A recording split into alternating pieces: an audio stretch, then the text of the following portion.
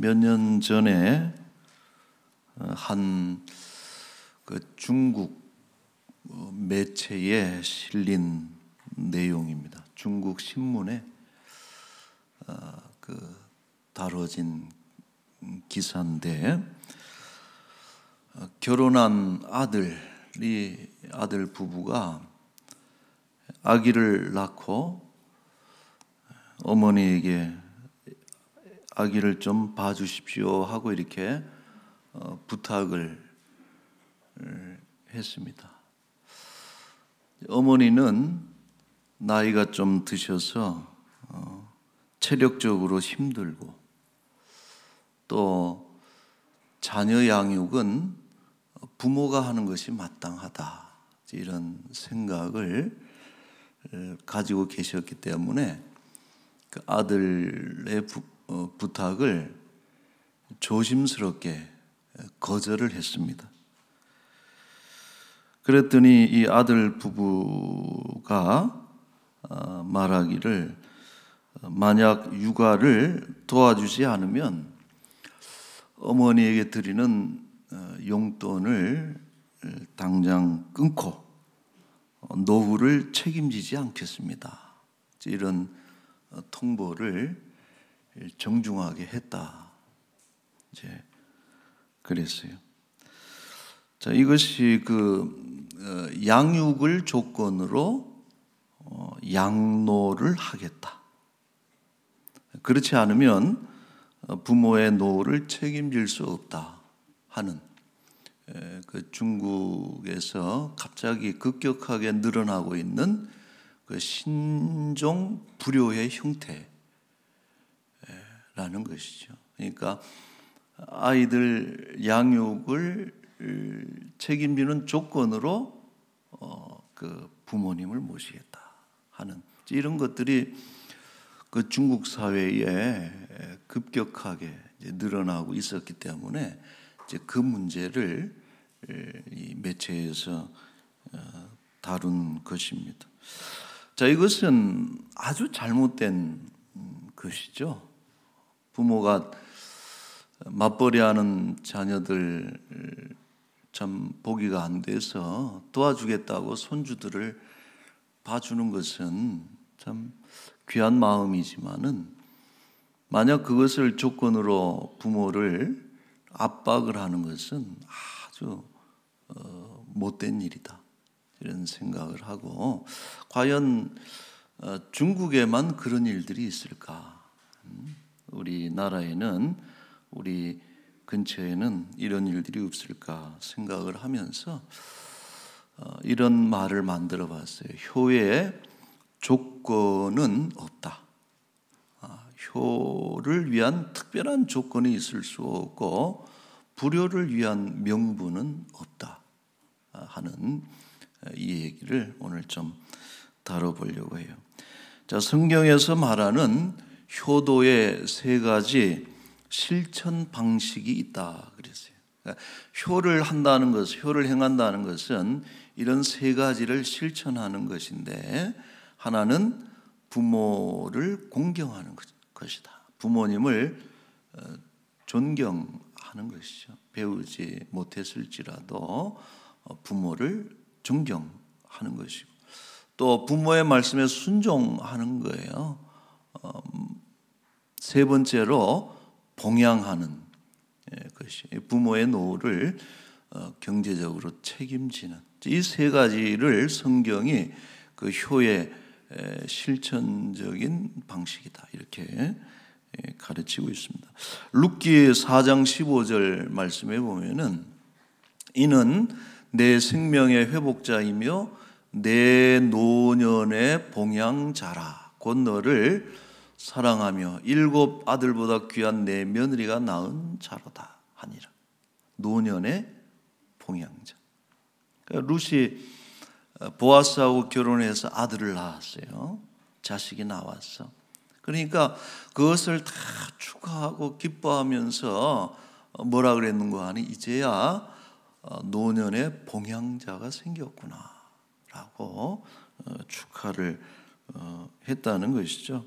여러분, 자식이 든든한 이유가 뭡니까? 예로부터 자식을 많이 둔 부모가 든든한 이유는 이 노년을 책임질 보호자를 얻는 것이기 때문에 그렇다. 성경에도 시편 127편 4절에 말씀하시기를 젊은 자의 자식은 장사의 수중의 화살 같다. 화살이 그 전통에 화살통에 가득한 사람은 복이 있다. 무슨 말이에요? 자식이 많은 자는 복이 있다. 왜 그렇습니까? 싸움이 나도 맞지 않는다. 이런 뜻이 든든하다 하는 말씀이죠. 자, 그러나 현실은 전혀 그렇지가 않다는 것이 문제입니다. 이 효의 가르침을 그대로 실천하는 사람들이 많지 않습니다. 그래서 노년에 보호를 받아야만 되는 연로하신 부모님들이 방치되는 일들이 늘어나고 있는 것은 참 안타까운 그런 현실이 아닐 수 없습니다. 자, 오늘 본문은 유대인들이 효의 계명, 내 부모를 공경하라, 계명이잖아요. 이 효의 계명을 교묘하게 무력화시키는 한 가지 대표적인 사례를 들고 있습니다. 11절 말씀에 보시면은 너희는 이르되 사람이 아버지에게나 어머니에게나 말하기를 내가 드려 유익하게 할 것이 고르반 곧 하나님께 드림이 되었습니다 하기만 하면 그만이라. 이 고르반이라고 하는 것은 히브리어로 선물이라는 뜻이에요. 선물, 예물 혹은 특별히 드려진 것, 헌정된 것이다라는 뜻이죠. 그래서 예를 들어서 어떤 물건을 오늘 여러분 꽃을 받으셨는데 이것을 고르반 이래요. 고르반 이렇게 하면은 그 다음부터는 이것은 다른 목적으로 사용될 수가 없는 그런 것이죠. 그래서 부모님들이 막 급해서 도움을 자식들에게 요청을 했는데 어머님 죄송합니다. 지금 제가 가지고 있는 돈은 하나님께 드리기로 했습니다. 고르반이기 때문에 가지고 있어도 부모님께 드릴 수 없습니다 라고 이렇게 말을 하면 이것은 그 불효에 해당되지 않는다라고. 부모도 이해를 하는 것이고 사람들도 이해를 하는 것이고 이제 그렇게 하는 것이 고르반 하게 되면은 부모님에게 안 드려도 된다. 자, 이러한 고르반의 기본적인 정신은 잘못된 것은 아닙니다. 왜냐하면은 사람보다는 하나님을 먼저 섬기라는 것이 성경의 가르침이기 때문에 때로 두 가지가 충돌할 때는 하나님께 먼저 하는 것을 가르치고 있어요, 성경이.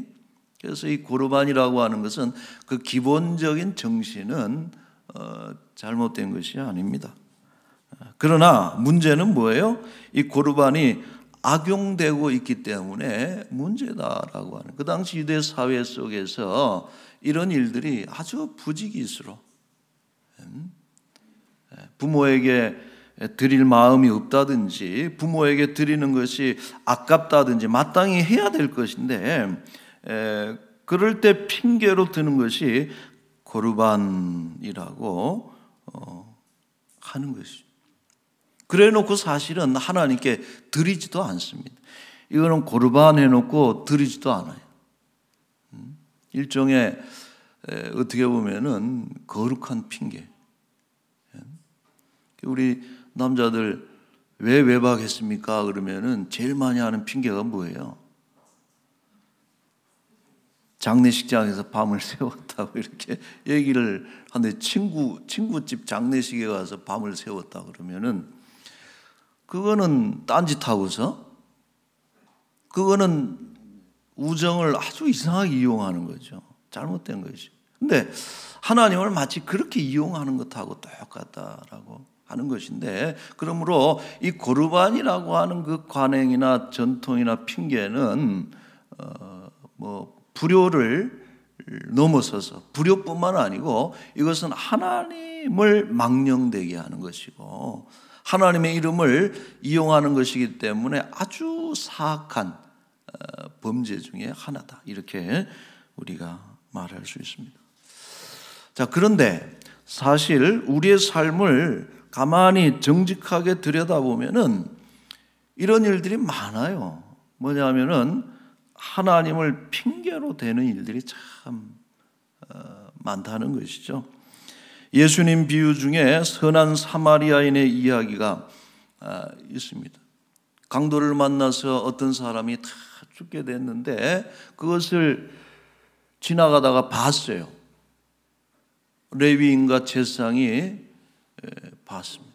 그런데 그냥 지나쳐갔어요. 그러니까 누가 붙들고 물었어요. 그건 성경에 안 나오지만은 누가 물어봅니다. 왜 이렇게 공경에 빠진 이웃을 도와주지 않고 성경에 이웃 사랑의 법을 지키지 않습니까? 하고 아주 예리하게 질문을 했을 때에 이 두 사람이 할 수 있는 최고의 변명이 뭐냐면은 그게 고르반이다라고 하는 거예요. 참 안 된 일이고 미안한 일이긴 하지만은 나는 그보다 더 우선적인 일을 위해서 성전에 제사를 주관하기 위해서, 제사를 드리기 위해서 지금 가는 길이기 때문에 이 시간은 고르반, 하나님께 드려진 것이기 때문에 저 사람에게는 사용할 수 없습니다. 이런 것이 일종의 여러분 고르반, 하나님을 핑계로 되는 것이죠. 만약 우리가 불효하거나 혹은 고통 중에 있는 이웃을 돕지 않는 이유를 들 때에 하나님을 위해서라는 그런 명분을 내세운다면은 정말 이것은 하나님 입장에서는 얼마나 어처구니가 없겠습니까? 사실 하나님께서는 무엇을 원하세요? 과연 죽어가는 사람을 못 본 척 지나가면서 성전에 와서 정말 좋은 제물로 제사 드리는 그것을 하나님께서 원하실까? 그렇지 않을 것이다 하는 것이죠. 미가서 6장 8절에 이런 말씀이 있습니다. 사람아, 주께서 선한 것이 무엇임을 네게 보이셨나니 여호와께서 네게 구하는 것은, 하나님이 원하시는 것은, 하나님이 기뻐하시는 것은 오직 정의를 행하며 인자를 사랑하며 겸손하게 내 하나님과 함께 행하는 것이 아니냐. 하나님이 원하시는 것은 뭐예요? 그렇게 쓰러져 있으면은 선한 사마리아인과 같이 가서 상처를 치료하고 또 먹여주고 재워주고 그래 도와주는 것이, 그것이 바로 하나님이 원하는 것이다. 여러분, 유대인들의 그 문제점들이 많죠. 치명적인. 예수님께서 책망하실 때 당시 유대인들을 가장 강도 높게 비판하신 것 중에 하나가 그거예요. 뭐냐 하면은 이들은 하나님을 핑계로 온갖 불의를 행하는 족속들이다. 곧 들어보기에는 얼마나 말씀을 잘 알아요, 얼마나 율법을 잘 실천해요, 얼마나 제사를 잘 드려요. 누가 봐도 정말 하나님을 섬기는 그런 믿음이 좋은 그런 사람들, 민족으로 유대인들을 보고 있지만은 그 실상은 뭡니까? 사실 그런 어떤 핑계들을 가지고 해야 될 것들을 마땅히 하지 않는 이런 족속들이 유대인들이다 하는, 여러분, 이런 비판이 사실 오늘 우리에게도 충분히 해당될 수가 있는 것이죠. 자, 본문의 경우도 마찬가지. 하나님은 분명히 이렇게 말씀하실 것입니다. 제발 나한테 잘한다는 핑계로 부모에게 불효하지 말아라. 나한테 헌금한다는 핑계로 부모에게 드릴 돈을 가르치지 말아라. 이것이 어찌 보면은 하나님께서 하시는 말씀일 수 있습니다. 여러분, 우리가 정말 하나님에 대한 분명한 그 믿음, 하나님 살아계시고 하나님께 나아가는 자는 반드시 상을 주시는 이심을 믿는 그 믿음이 우리가 확실하다면은 부모님께 드리는 그 어떤 것이라도 우리는 아껴서는 안 된다 하는 것이. 여러분이 어버이날을 맞이해서 우리가 어떤 이유들로 부모에게 소홀했는지 돌아보는 그런 시간이 됐으면 좋겠고, 효에는 조건이 없습니다. 불효에는 핑계가 없는 것이죠. 자, 이 효에 대한 묵상을 하면서 제가 감사한 게 있어요. 뭐냐 하면은 그것은 이 나라 대한민국이 참 귀한 나라다. 왜냐하면은 효의 전통이 이렇게 발달한 나라가 없다는 것이요. 전 세계를 둘러봐도 효에 대해서 강조하고 효의 전통이 정말 귀하게 자리 잡은 곳이 대한민국만한 데가 없다 하는 거예요. 그래서 우리가 그 역사를 보게 되면은 나보다 못한 부모라도 공경하고 가지 못했을지라도 순종하고, 또 때로는 내가 비록 가난하다 할지라도 먼저 늙으신 부모님을 먼저 봉양하는 것이 옳다라는 생각이 우리 사람들에게는 그게 다 깔려 있어요. 그렇게 배워왔단 말이에요. 나는 굶어도 늙은 부모는 굶길 수 없다라고. 나는 찬대자도 늙은 부모는 따뜻하게 모셔야 된다라고 하는 것에 대해서 그것을 이의를 제기하는 것이 없습니다. 여러분, 이것이 왜 전통이죠. 게다가 불효하는 자녀들은 강하게 처벌했어요. 고려의 법에 의하면은 부모 공양에 소홀하면 징역 2년에 처한다. 조선법에 의하면은 늙고 병든 부모를 돌보지 않으면은 장 80대에 처한다라고 규정을 할 정도로 엄중하게 처벌을 했습니다. 자, 이러한 우리 대한민국의 전통이 외국인들의 눈에는 매우 신선하고 인상 깊게 받아들여졌다. 우리나라 그 최초의 의료 선교사죠, 알렌이라고 하는 이 선교사는 이런 얘기를 했어요. 조선은 노인의 나라다 그랬어요. 늙음과 죽음이 두렵지 않은 노인들의 천국이다.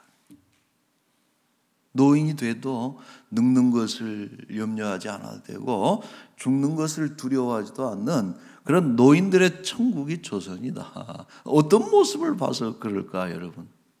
그렇게 부유한 나라가 아닌데, 그죠?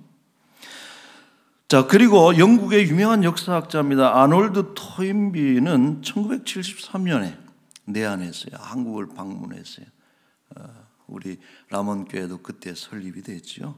1973년도에 한국을 방문해서 인터뷰하는 중에 이런 표현을 했습니다. 한국의 효와 경로사상 그리고 가족제도는 인류를 위해서 가장 위대한 사상입니다.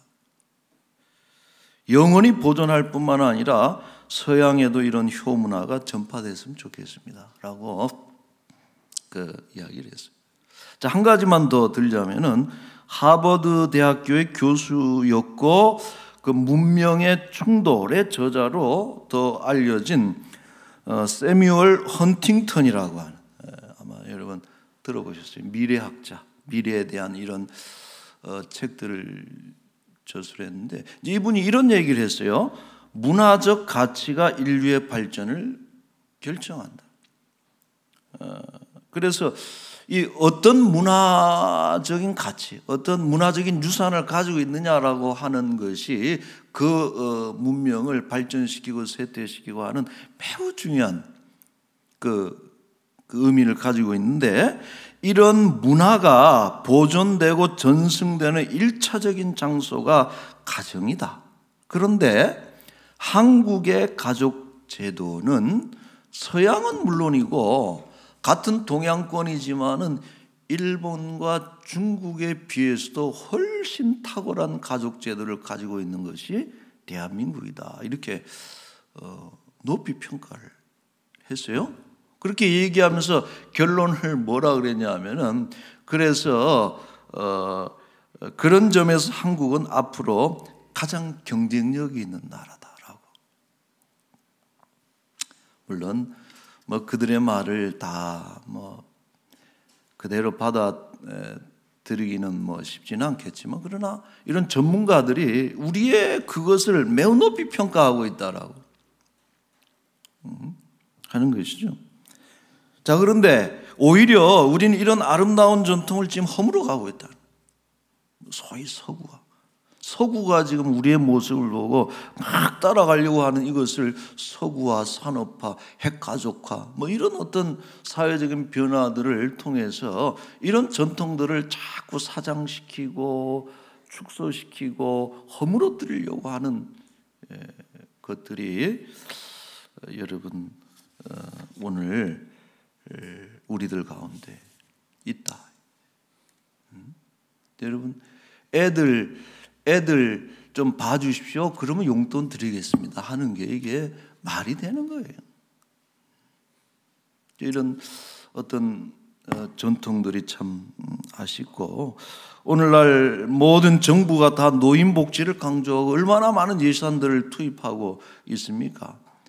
그런 가운데서 특별히 가정을 회복시키는 것이, 가정이 여러분 건강하게 회복되면 그것처럼 정말 귀한 복지가 없는 거예요. 그래서 효를 권장하고 효의 전통을 복원시키는 일에 우리 지혜와 힘을 모으는 것이 정말 필요하겠다, 이런 생각을 하고, 이제 새로운 정부는 좀 이런 거 했으면 좋겠어요.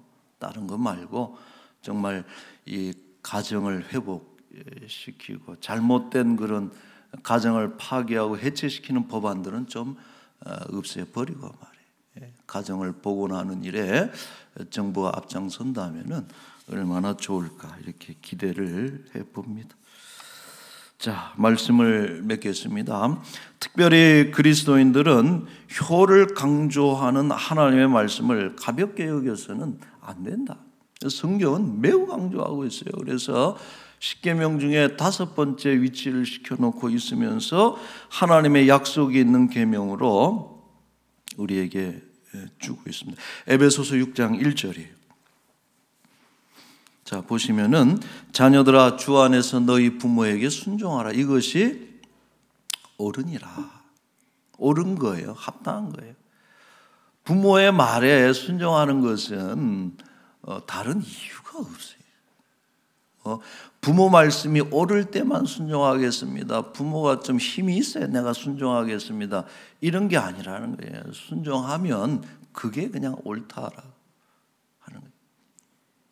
2절 말씀에 공경하라. 이것은 약속이 있는 첫 계명이니 내가 잘되고 땅에서 창수하리라. 하나님을, 부모님을 잘 섬기고 노인들을 공경하고 그렇게 잘 떠받들면은 하나님께서 복을 주시는 줄로 믿습니다. 근데 반대로 뭐라 그랬어요? 성경도 그렇지 않는 자는 내가 벌을 내릴 것이다 하고 또 분명하게 경고도 하고 있는 것입니다. 여러분, 부모 공경 순종, 또 부모를 노년에 봉양함으로 인해서 효를 행하는 우리 복된 성도들이 되시기를 축원합니다. 그리고 외국에서 그렇게 극찬했던 아름다운 효와 경로의 전통이 복원되는 일에 우리 교회가 앞장서고, 그로 인해서 사회의 귀감과 빛이 되는 그런 우리 교회가 될 수 있기를 바랍니다. 아멘. 우리 한번 같이 기도하십시다. 이 시간에는 우리 연로하신 부모님들을 위해서 여러분 한번 기도하고, 더 나아가서 이 효의 아름다운 그런 가르침들이 대를 이어서 우리 자녀들에게 갈 수 있도록 먼저 효의 본을 보임으로 인해서 우리 자녀들도 그대로 이어받을 수 있는 그런 아름다운 효도의 전통이 모습이 우리 교회 안에 가정 안에 이 나라에 복원될 수 있도록 여러분 위해서 기도하고, 지금도 정말 홀로 외롭게 또 고통 가운데 살아가시는 많은 우리 어르신들이 있습니다. 하나님 특별히 붙잡아 주시고 보호해 주시되, 우리 많은 자녀들이 또 자녀에 해당되는 다음 세대들이 이 어른들을 잘 섬기는 그런 좋은 나라 될 수 있도록 여러분 기도해야 되겠습니다. 우리 더해서 이번 주에 며칠 화요일인가요? 우리 대통령 취임식이 있는데 새로운 정부를 위해서 여러분 기도했으면 좋겠고요. 또 우리 람원교회를 위해서 여러분 기도해 주시고, 50주년에 걸맞는 그런 성숙하고 또 하나님 기뻐하시는 교회 되도록 여러분 같이 기도합시다. 그리고 마지막으로 우리 환우들을 위해서, 연약한 지체들을 위해서 같이 한번 기도하겠습니다. 거룩하신 우리 하나님 아버지, 은혜를 감사합니다. 참 우리 부모님들 때로는 배우지 못하셨고, 때로는 가난하셨고, 또 때로는 연약하신 분들이지만은 부정모열로 우리에게 생명 주셨고, 사람 되도록 가르치고 또 보호하시고 채워주신 부모의 은혜가 얼마나 귀한지 아버지 하나님 다시 한번 돌아보며 깨닫는 자녀들이 되게 하여 주시옵고, 남겨진 부모가 있다면 아버지 감사함으로 더욱더 잘 숨기고 또 봉양하는 효자녀들이 되게 하여 주시옵소서. 이 나라의 아버지 아름다운 전통이 하나님 아버지 사라지지 않게 하시고 복원되게 하시고, 아버지 하나님 효를 행함으로 인해서 강한 나라가 되게 하여 주옵소서. 아버지 하나님, 우리 람원교회가 50주년을 앞에 두고 있습니다. 하나님 기뻐하시는 교회, 하나님의 계명을 잘 지켜서 사회에 빛이 되는 교회 되게 하여 주시옵소서. 우리 환우들을 하나님께서 기억하시고 아버지 하나님 복 내려 주셔서 하나님 고쳐주시고 회복시키시고 병상에서 일어날 수 있도록 주의 은혜로 함께 하여 주시옵소서. 아버지 하나님, 우리 귀한 성도들 하나님께 드린 아버지 헌금이 있습니다. 예물이 있습니다. 귀하게 받아주시고 또 복 내려 주셔서 우리 가정사 경제적으로 어렵지 않도록 하나님 꼭 복을 내려 주옵소서. 감사합니다. 고맙습니다. 하나님, 우리에게 귀한 부모님을 주셔서 오늘 우리가 이 땅에 있게 하신 것을 너무나도 감사드립니다. 해산의 고통을 겪으면서 우리를 낳아 주셨고 또 사람 되도록 먹이시고 입혀주시고 가르쳐 주셔서 이날까지 우리를 인도해 주신 어버이의 은혜가 너무나도 귀합니다. 하나님, 바라옵기는 우리에게 남겨진 부모님이 계시다면은 정말 감사하게 하시고 깨닫게 하시고 그분들이 하나님 앞에 서는 그날까지 잘 섬기고 봉양하는 효 자녀들이 되게 하여 주옵소서. 물어보실 때 무슨 이유로 무슨 핑계로 부모를 소홀히 하였는가 아무 말도 드릴 수가 없는 불효자들인 것을 다시 한번 고백하면서 하나님의 귀한 계명인 줄로도 믿사오니 우리 부모와 연로하신 어른들을 잘 섬기는 그런 귀한 자녀들이 되게 하여 주옵소서. 아버지 하나님, 이 나라에 참 귀한 전통이라고 했습니다. 효의 경쟁력이 다시 한번 복원되게 하여 주옵시고 집집마다 부모를 잘 섬기고 부부간에 사랑하고 우리 자녀들은 믿음으로 잘 양육하는 그런 아름다운 가정 만들어가기를 소망하고, 새로운 정부는 정말 가정을 해체하고 가정의 가치를 무너뜨리는 그런 법안들은 다 삭제시키게 하여 주옵시고 가정을 바로 세우는 일에 정말 힘을 쏟는 귀한 지도자들이 되게 하여 주옵소서.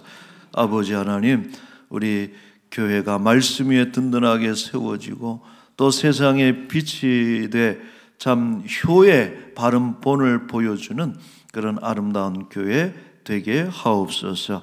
아버지, 연로하신 우리 어르신들 또 병든 우리 사랑하는 지체들 일일이 하나님 사랑해 주셔서 공경 중에도 하나님의 사랑을 늘 잊지 않게 하시고 감사하는 가운데 하나님의 은혜를 입게 하여 주옵소서.